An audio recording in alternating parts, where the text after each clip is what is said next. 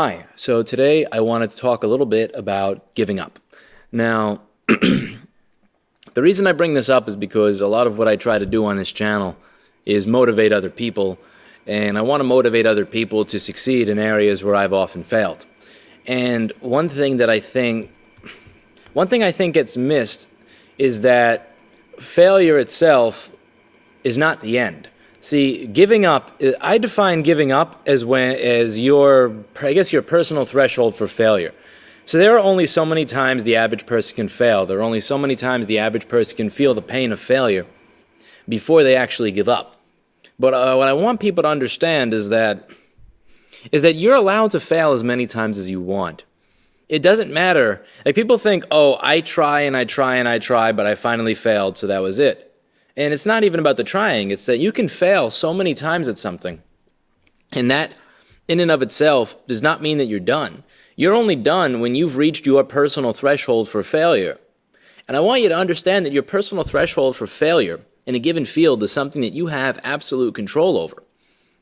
And the thing on this channel that really gets me, and the thing that I should probably done differently from the beginning, you get to see all my successes. You get to see all the things that work. You get to see the fact that I have a store. You get to see the fact that I have employees. You get to see the fact that I fuck up sometimes when I'm doing the board repair videos, but for the most part, I fuck up minimally. I mean, I fuck up in maybe 5% of the videos I've posted were boards that were unfixable. And when I do screw up, I always fix it. But you don't get to see when I screw up and I can't fix it. You don't get to see the things that you don't get to see all the boards that I destroyed. I mean, there were these boards that were all considered no fix from a vendor that I used to outsource to. So these were all boards that were pretty much in the shit pile anyway, but they were not fixable. But what I did is I wanted to learn BGA rework. And I got this Skotl IR 6000. It was a total piece of crap. The reason I say that is because you could run the same profile on the same board 10 different times, and it will reach melting temperature literally there will be a 90-second difference between this run and this run. Then a 2-minute difference between this one and this one. Then a 3-minute difference between this one and this one. I'm not talking about the difference between January and August. I'm talking about on the same day in the same room. Whereas with the Zama that I have, it's like the profile is like within seconds every single time, which is just crazy. Like, even when temperature changes occur, it's within seconds every single time. It's amazing. But I was working with this machine, and I must have went through 35 fucking boards and just delaminated and sodomized and skull-fucked every last one. And just popcorn, delamination, everything. And you don't see that. You don't see all those boards I went through. All you see is my 2-hour GPU repair, where it worked. Now, in that 2-hour GPU repair video I did with the Zalma rework station, you get to see that I fucked one or two things up. Again, the chip dropped onto the board, the solder spool dropped and turned the machine off. But that's not really failure. That's just comic relief at my expense, which sucked. But still, like, you get to see that, but you don't get to see the 35 boards before that were completely fucked to shit. And again, those were scrap boards anyway, but it still would have got the point across to you that those scrap boards were boards that I could have at least replaced the chip on properly rather than destroy. You don't get to see when I was sitting up for 5 hours trying to figure out what was causing something to not work, for me to realize that it was some kind of strange RTC circuit fault. So you get to see in a video where I'm explaining everything in a way that makes sense. So I'm logically saying this goes to this and this goes to that. But what you're not seeing is when I sat there for 5 hours trying to figure it out. At the end of the day, I figured out shit. I made the problem worse. I took a cab home at 5 in the morning, and I felt like I was a complete failure. But the reason that I was able to get where I am right now is because I was able to accept a ridiculously high threshold of failure, whereas most people are going to give up when they fail. I have to fail. If I am determined to succeed at something, I have to fail a lot more than other people do before I actually decide to give up. So I failed. It was worse. I felt like complete shit. I got home at 5 in the morning. I spent money on a fucking cab. I wasted money on food out that I wouldn't have because all the grocery stores were closed. It felt like shit. You know, there's no way around it. People can laugh, but when you fail at something, it sucks balls. And I failed, but I didn't let that get to me. The next day, I just said, hey, I'm just going to try the same thing again. And then the next day, it just becomes obvious. Oh, it's this. Why the fuck didn't I realize that yesterday? And now I know. So now I'm never going to go through that 5 hours again because I figured it out. And it was that way for so many different things. I remember at Avatar Studios. This is another one. So I guess I don't really have to worry about employment in the music business anymore, so I guess it's okay to tell stories like this. I remember being at a point where, like, I just got hired at my minimum wage, junior tech level job. I was so happy and excited. And what happened is there was a session that came in 18 hours early from when they were supposed to come in. And because it was a big famous artist and blah, blah, blah, they're just allowed to do that kind of thing. And of course the studio billed them. And we bring a tape machine up there, and we try to align and bias the tape machine, and it's not working. And then we figure out that a power supply is dying, so we switch out the power supply, and then we start from scratch, and they don't want to wait, so we just say, okay, I give up. And I feel like I failed there. And then at the end of the say, when they're done, we decide to go back up there and figure it out. It's like, stop that. It was like 5 or 6 in the fucking morning. And I had finally gotten to a point where we figured out, myself and the other guy there, that the tape machine was killing the power supplies. We finished carrying everything up and down, up and down. We finally troubleshooted everything, biased, aligned the Studer 800. Everything was beautiful. And the next day, they say that they don't want us in the room anymore. Do you know why? Because there's this, I don't know if it's a button for mic and line, or if it's for monitor and record. I forget what the buttons are for. And because it's been 8 years since I've seen this console, it was a Neve VRP. Again, I don't know if it's monitor or record. I think it's a setting where, like, you're either monitoring from the tape machine and you're monitoring from the mic inputs. It's some button on the middle of the Neve VRP. And one is green and the other is red. And we had to go back and forth between what we were monitoring because we were trying to monitor the it was like monitor from tape machine and monitor the mics, because we kept it stuck on tape machine. And with a preset session, the whole idea is, regardless of what work you do, if the coffee mug was knocked over on the table and spilling coffee this way, when they come back in, it had better literally still be on the table, knocked over, spilling coffee this way. If it's spilling coffee this way now, you're probably fired. That's the way preset sessions work in the professional broadcast industry. So at the end of the day, that one button wasn't hit. I stayed for 5 or 6 hours of overtime. I was dead for college the next day. I felt like, stop it, you little mother. Stop screwing with shit. Clinton? Come here, Clinton. Cats. And it just didn't go well. So, the next day they're like, oh, we don't want these people in the room anymore. That was a failure. When I tried to change my first bus switch on a console, and there were a lot less pads on the bus module than there were before, that was a failure.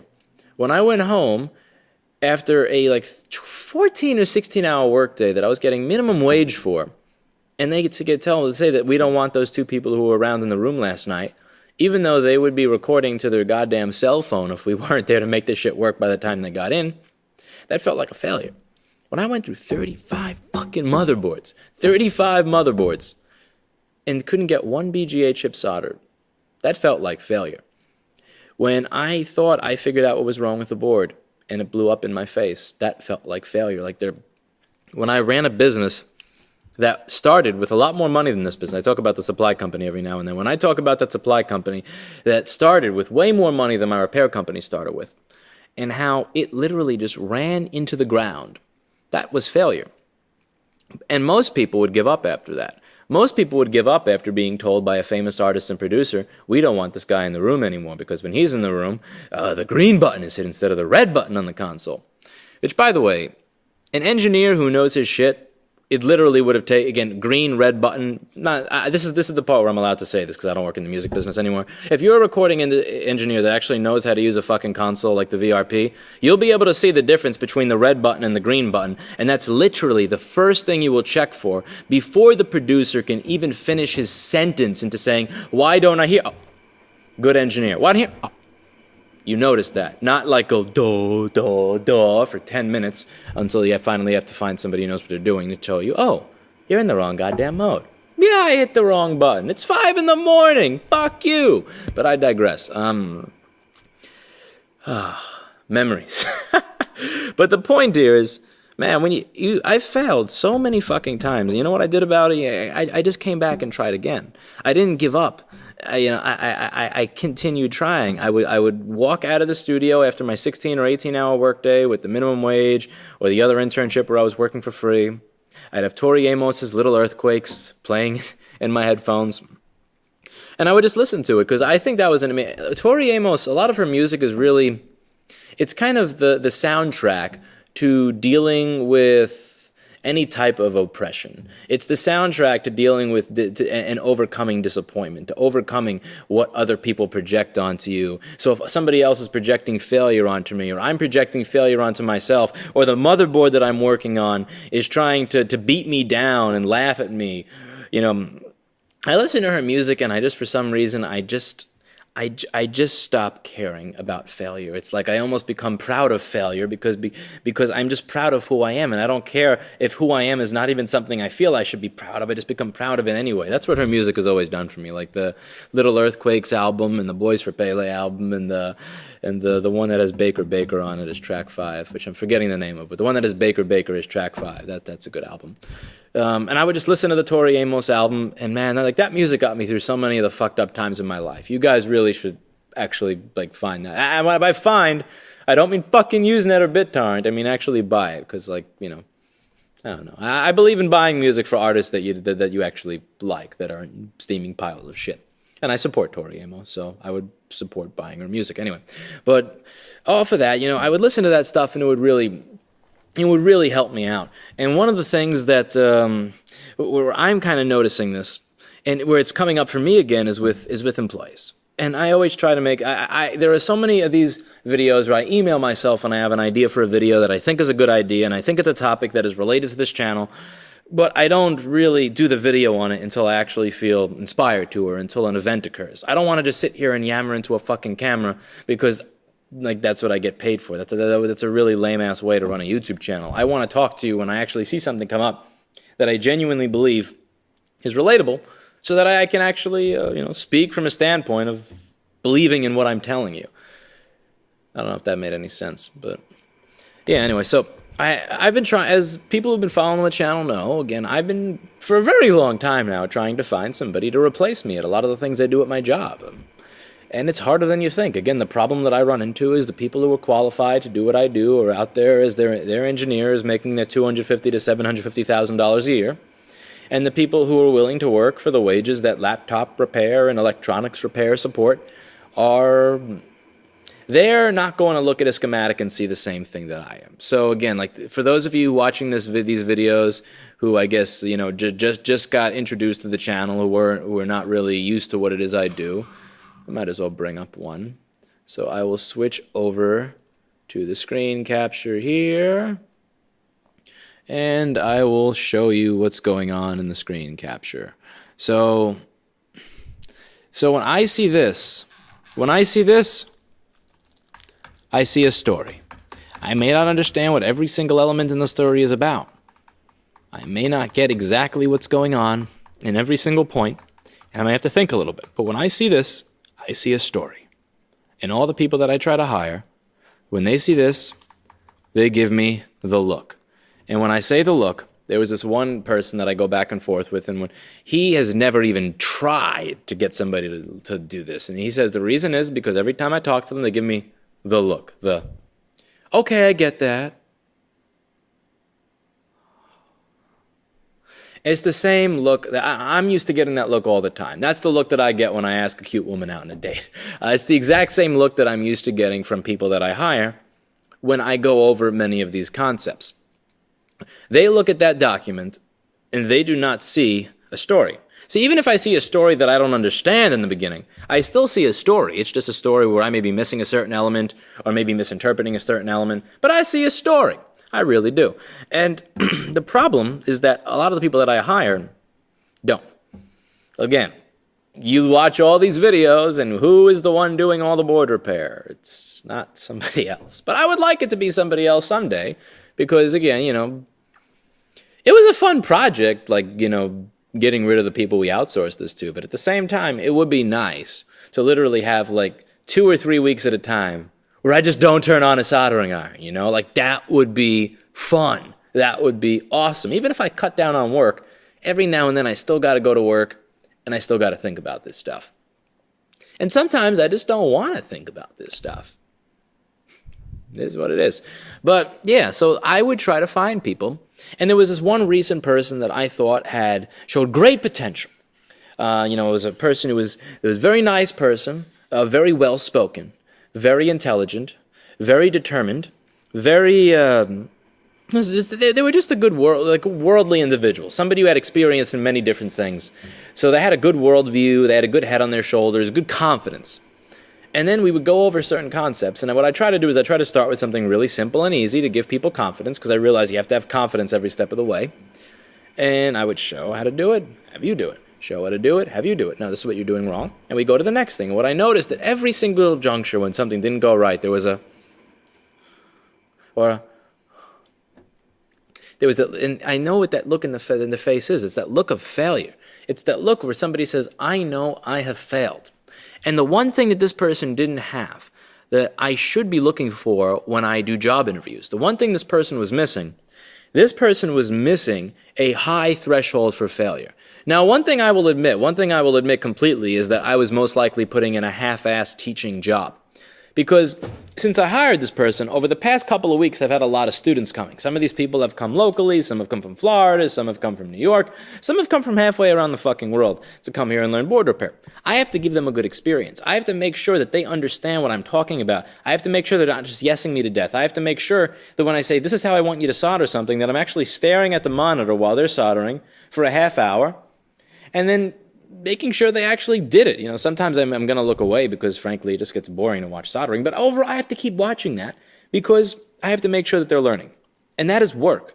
That making sure that somebody's boards who, when they come for a class like this, get fixed, that's work. At the end of work, I want to do what most people want to do at the end of work. I don't want to work anymore. So when I was done with work, which was teaching, I just wanted to rest. But the reality is now I start my second set of work, which is teaching the new person. So I probably I was going through the motions like I usually do, and I was going through the motions like I do with the student, but something just didn't feel right. I just didn't feel like I was putting in the effort that I do for the actual students. And the issue here is but what I really noticed was that mindset of a low threshold for failure. And I'm going to admit, maybe this person was not meant for this. They're meant to do great other things with their life, because, again, she was a very, very smart woman. It's just things just didn't click. Again, it was just things like, why is this chip not melting even when I'm at max temperature and I have it right over the chip and the board is preheated? Or what am I doing wrong? And I honestly wouldn't know what it is. It's one of those things where it's like, I can show you a million times and I can explain to you the theory, but you have to understand the dynamics of like where your hand is and how you're controlling the thing that you're heating yourself. And that requires trying, and that requires screwing around, and that requires failing, and then failing enough times that you know what not to do so that you eventually come to the conclusion of what to do. But the thing is, you kind of need a high threshold for failure for that. And I didn't notice that that's one of the things that I need to be looking for in a job interview. I need to find somebody who has such a high threshold for failure that they have absolutely no problem, they have no decreased feeling of self-worth going through 35 fucking boards and not doing a damn thing right before they get to one where they do something correct, like I did when I was working on the scrap boards with that piece of shit Skodal.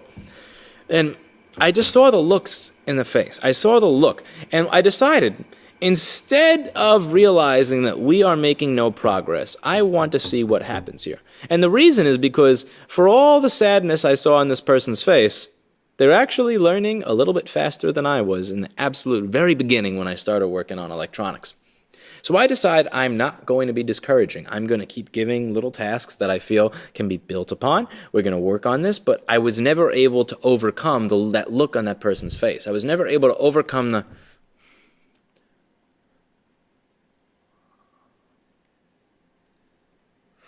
You know the look. You know the look if you've ever tried to train somebody to do this. I felt like I was never able to overcome that. And I honestly don't know how to overcome that. Maybe that's one of my failings as a teacher, one of my failings as an employer. But I can overcome a lot of things in teaching a lot of people how to do this type of stuff. But that's one thing that I feel unfit to overcome, is somebody's own personal tolerance for failure.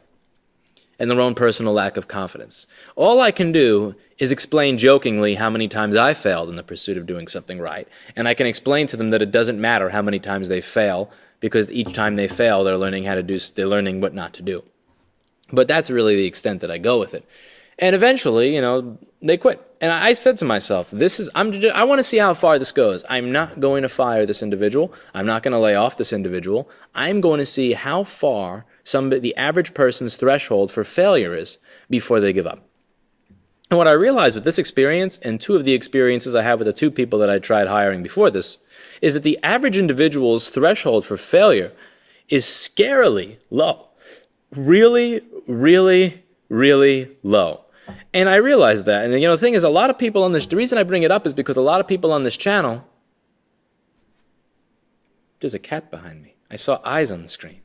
Hi, Blackberry. Good girl.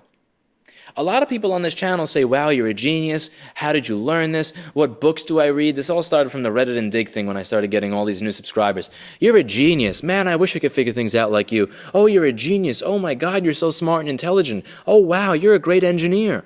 And I'm laughing at all this. Man, I'm no engineer. I'm not that smart. I don't know more than you. I'm not better than you. You know the one difference between me and you? The one difference there is between me and you is that my threshold for failure is stupidly high. I can fail at something over and over and over again. I can be an idiot millions of times before I get something right and I don't give up. That's all there is to it. It's just not giving up.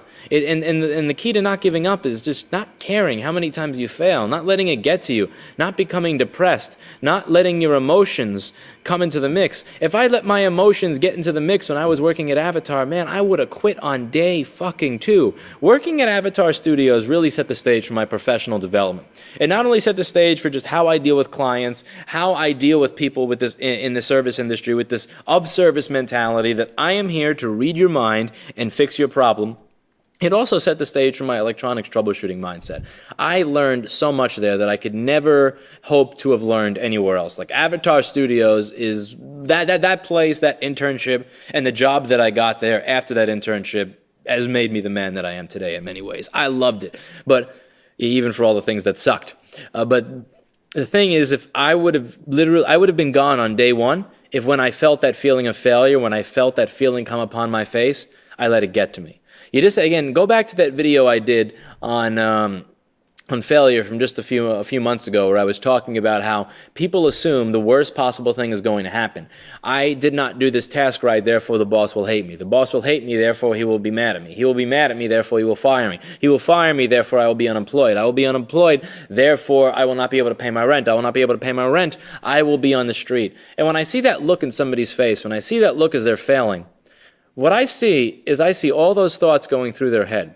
And what I suggest in that video is to simply realize that there are 5 different ways anything can go. He could be mad, or he could be kind of mad but laugh because it's funny, or he could wind up actually agreeing with you or he could wind up, maybe the case is he set you up to fail because he wants to show his superiors how dumb the idea that they gave him is. There are so many different things that could happen in every single situation. Or even if he does get mad.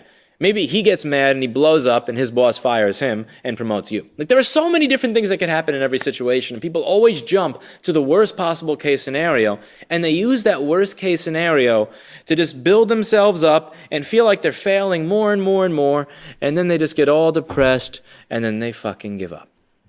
And that's the thing. It's like so many people just give up at the end because they see the world in that pessimistic worldview. Like, if I thought to myself, oh my God, Brendan O'Brien doesn't want me in the room anymore while he's recording because because Nick DiDia couldn't find the damn button on the console from monitoring what's on the tape machine versus monitoring what's on the microphone. They don't want me in the room anymore. Oh no. Oh, that means I'm going to lose my job. Oh, that means nobody's ever going to want to work with me in the music business. Oh, that means I'm not going to get to learn anything from the good electronics repair people. That means that I'm going to have to go back to Motel Sporting Goods and put price tags on basketballs.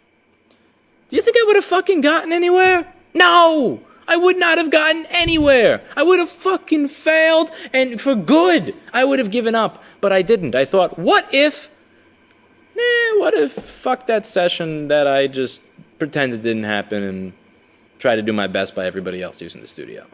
Or what if I wind up losing my job over that, but I still got this job at this other place? Or, you gotta look at all the what ifs. And when you look at all the what ifs, you're gonna realize that it's not that fucking bad. So the whole thing I wanna get across with this video, I want every single person watching this, if they're in the pursuit of something they believe in, that they truly believe has fucking merit to it, like a real task, have a higher threshold for failure than the average human being. Because I noticed the average threshold for failure for the average human being is so incredibly fucking low. They fail, they get the look on their face, and when they get the look on their face, it's all over from there, and they give up. Failure is something that you can't control. But giving up is something that you can control. You don't have to give up just because you failed. You can fail and fail and fail and fail and fail again and have a smile on your face so long as you have a high threshold for failure, so long as you listen to Tori Amos's Little Earthquakes, and so long as you have the right mindset. That's all I have to say for today.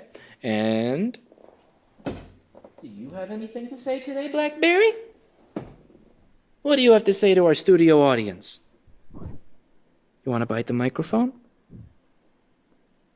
Maybe you want to bite the microphone. Who's a good girl?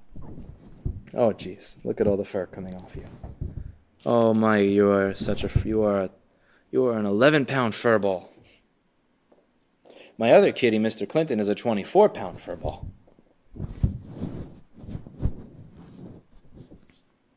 Nuzzle the micro. Good kitty.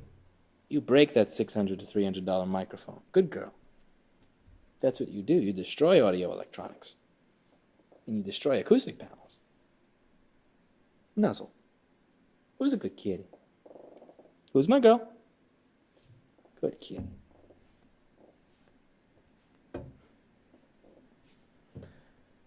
I went out with somebody about 8 months ago that kicked my cat. Blackberry is one of the shyest kittens you'll ever meet when it comes to meeting people. Like my other cat, Mr. Clinton, will run up on people and go, "Rah!" Blackberry will sit and hide behind the speaker and try to blend in with it and look out and go, "Rah!" if they look at her. She is so scared of other people. She says so. And this one woman, she finally walks up and she goes, "Ee!" and then she nuzzles her ankle. And after Blackberry nuzzles her ankle, the girl goes, and fucking kicks her. She was cute, too. In my apartment, wearing something nice. And just 3 minutes after she kicked my cat, she was outside looking for a cab to go home. You gotta be loyal.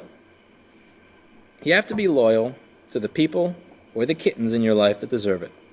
If you have it in you to be mean to an animal, then I don't have it in me to have you in my life. It was so fucked up because for like 3 months after that, she didn't say hi to anybody. She finally, just now, if I have company over my apartment, will walk out to other people and say hi. See this? This is a comfortable kitty. This is a kitty that is showing me its belly, is going, ew, is smiling. How could anybody be mean to a kitty like this? I don't get it.